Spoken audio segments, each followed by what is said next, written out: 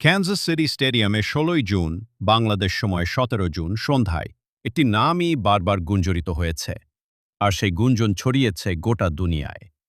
Lionel মেসির এক অনবদ্য হ্যাট্রিক বর্তমান চ্যাম্পিয়ন আর্জেন্টিনাকে চলতি বিশ্বকাপে দিয়েছে এক নিখুঁত সূচনা। আর মাত্র এক সপ্তাহ বাদে ৩৯ বছর পূর্ণ করতে যাওয়া এই আর্জেন্টাইন জাতীয় দলের হয়ে ২০০তম ম্যাচে ষষ্ঠ বিশ্বকাপে ৩৮ বছর বয়সে বিশ্বকাপ ইতিহাসে নিজের প্রথম হ্যাট্রিক করলেন এবং মিরোস্লাভ ক্লোজার ১৬ গোলের সর্বকালীন রেকর্ড স্পর্শ করলেন। সবচেয়ে বেশি বয়সে হ্যাট্রিকের রেকর্ড করা এই রাতে মেসি গোল দেন ১৭, ৬০ এবং ৭৬ মিনিটে।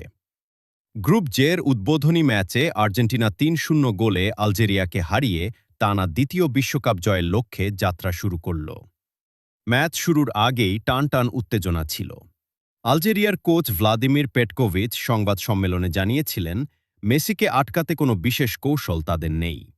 তার যুক্তি ছিল, একজনকেই সামলাতে সব শক্তি ঢাললে আর্জেন্টিনার বাকি আক্রমণ ভাগ আরও বেশি স্বাধীনতা পাবে। এই সিদ্ধান্ত যে কতটা ব্যয়বহুল হতে পারে সেটা প্রথম বাঁশি বাজার কয়েক মিনিটের মধ্যেই বোঝা গিয়েছিল। ম্যাচের পঞ্চম মিনিটেই একবার সতর্ক ঘণ্টা বেজেছিল, যখন মেসির শট নেটে জড়ালেও অফসাইডে বাতিল হয়। তবে এর ১২ মিনিট পর তা আর হয়নি।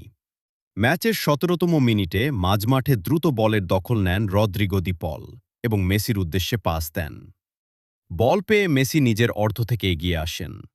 সামনে কয়েক গজ ফাঁকা জায়গা, আলজেরিয়ার মিডফিল্ড পিছিয়ে যাচ্ছে। হঠাৎ করেই তিনি প্রায় ২৫ গজ দূর থেকে বাঁ পায়ের এক দুর্দান্ত শট নেন। বলটি বাতাস চিরে ডান দিকের ওপরের কোণের দিকে ছুটে যায়। গোলরক্ষক লুকা জিদান ২ হাত লাগালেও বলের গতি থামাতে পারেননি। মুহূর্তের মধ্যে স্টেডিয়াম বিস্ফোরিত হয় উল্লাসে।